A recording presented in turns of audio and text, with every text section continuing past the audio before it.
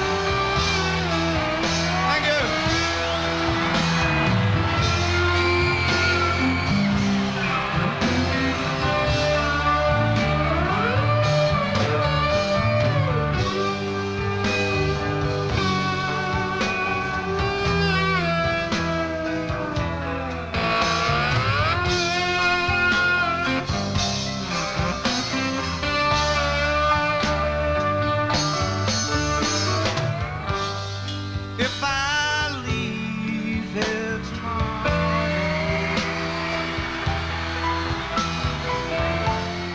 would you still remember me?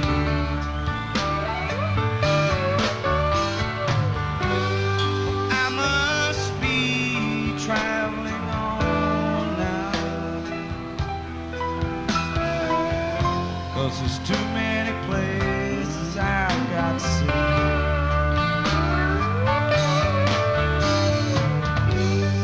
If I stay with you, girl,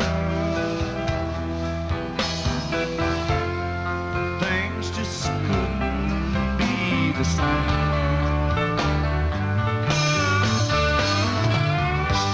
'Cause I'm as free as a bird. I swear I am.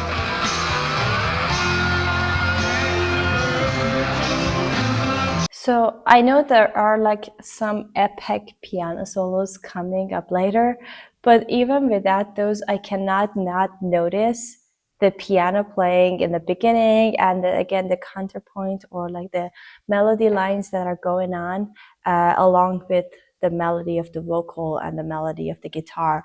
And actually I didn't know that, but apparently the pianist Billy Powell, he was their roadie, so he was kind of like the person who moved their gear. And then apparently one night they were sitting, and then he suddenly just started playing Freebird actually, and then it turns out he's a classically trained piano player, and then later on they hire him and he adds like some of the most like beautiful moments. Actually this part, like this, from this whole thing, the piano solos are my favorite. The interesting thing is that even though he's a classical piano player, he does not sound classical. He's just like mixes everything, like and it's so cool, and it goes perfectly with the sound, with the song.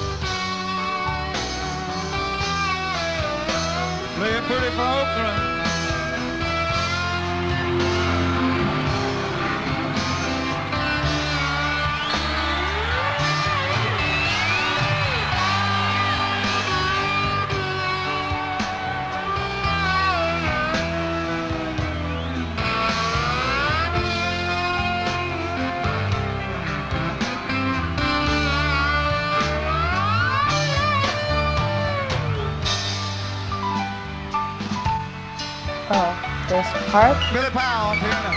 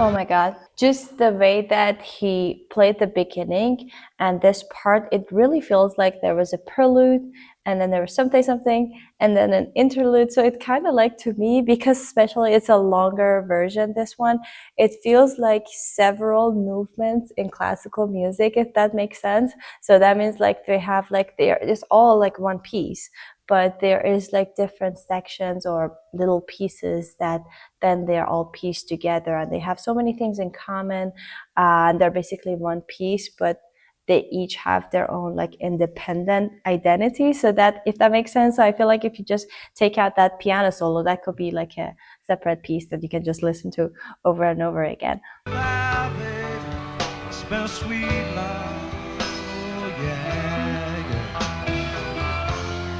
Though this feeling I can't change, but please don't take this so badly, 'cause the Lord knows I'm to blame.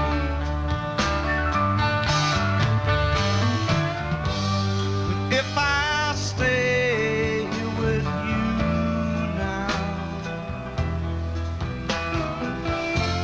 well, things just couldn't be the same.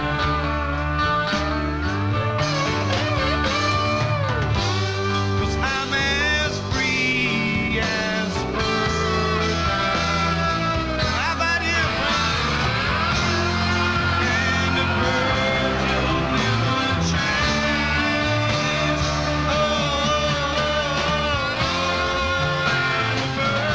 Oh my God, I know that I just talked about the piano and guitar so far, but I mean, I totally also love the vocal part and the singing part. It's gonna get more like crazy in a good way later on, but I like that in the first half of this like live performance, because it's quite different from the studio versions or the radio versions.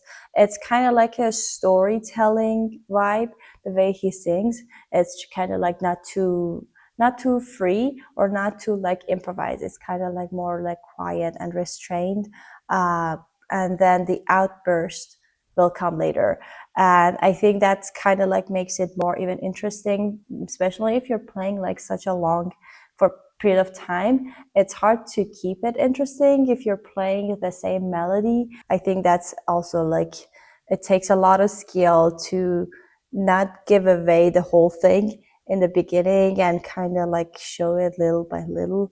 I think that's the key to like a really good performance, no matter what kind of like performance you're doing. It can be applied to anything. If you're talking, or if you're like playing a piano like in a classical setting, or you're playing jazz or anything, just give a little bit at a time. Don't show all your cards at the same time.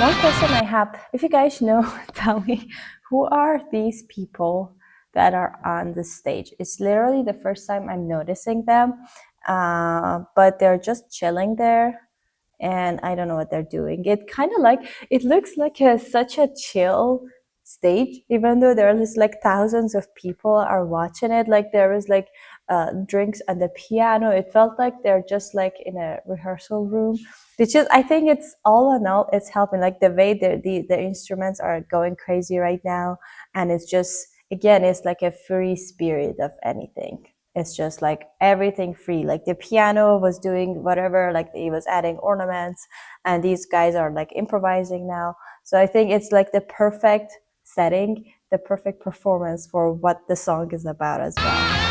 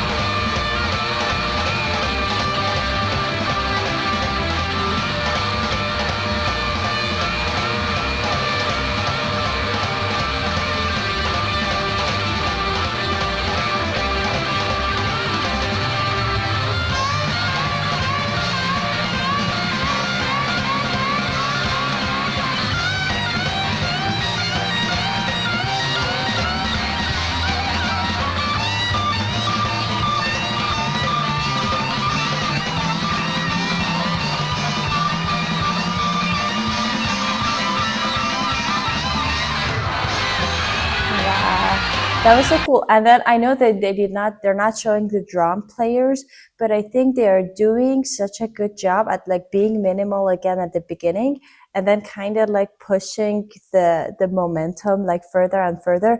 I don't want to go back all the way. It's a long solo, but just it was interesting to me to just follow the drums, and then they're just kind of like it feels like they're reacting in real time to the guitar phrases. I don't know if these are rehearsed or not. I'm not sure because I've never been in a cool band like this. So if you guys play like guitar or like you're in a band, a rock band or anything, I would be happy to know what the rehearsal process is, because like it's so different than a classical music setting, and that's all I've been in. And like when we rehearse, everything is just there. There's not a lot of like room for changing or improvising. So we have specific things to work on, obviously. So I don't know if these kind of improvisations are like they just do it like on the stage, or they have some kind of idea and they improvise it. Is it like jazz, or just, so let me know what you think.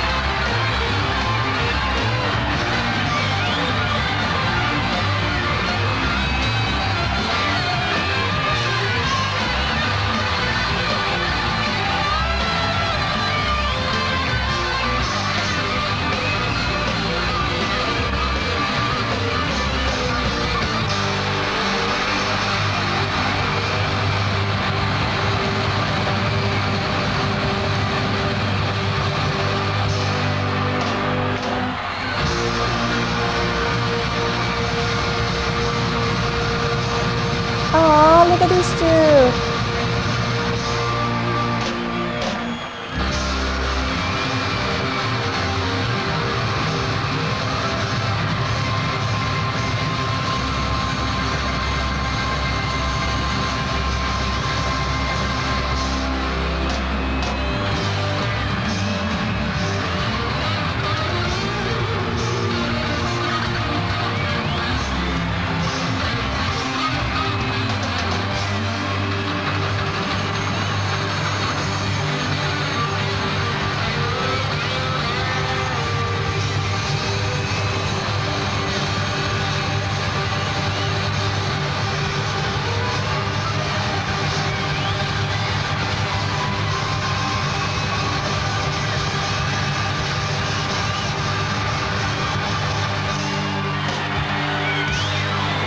Wow. Oh my God.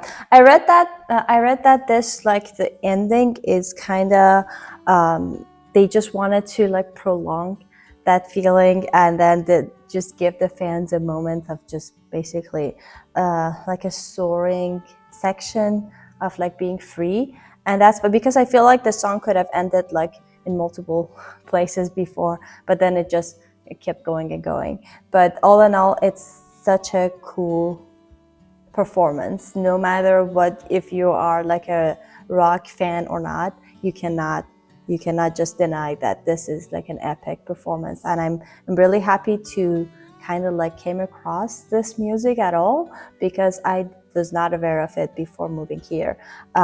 So let me guys know. I might go and try a little the piano part on the piano over there. I don't know if it turned out good. If I was just trying to analyze the harmony a little bit, I'll put like a short clip at the end of this video, so we'll see. But anyway, thank you guys so much for watching. This was the final episode of this mini series that we did. It was kind of like a more like laid back, relaxed series, but I'm so happy I did it. I had so much fun.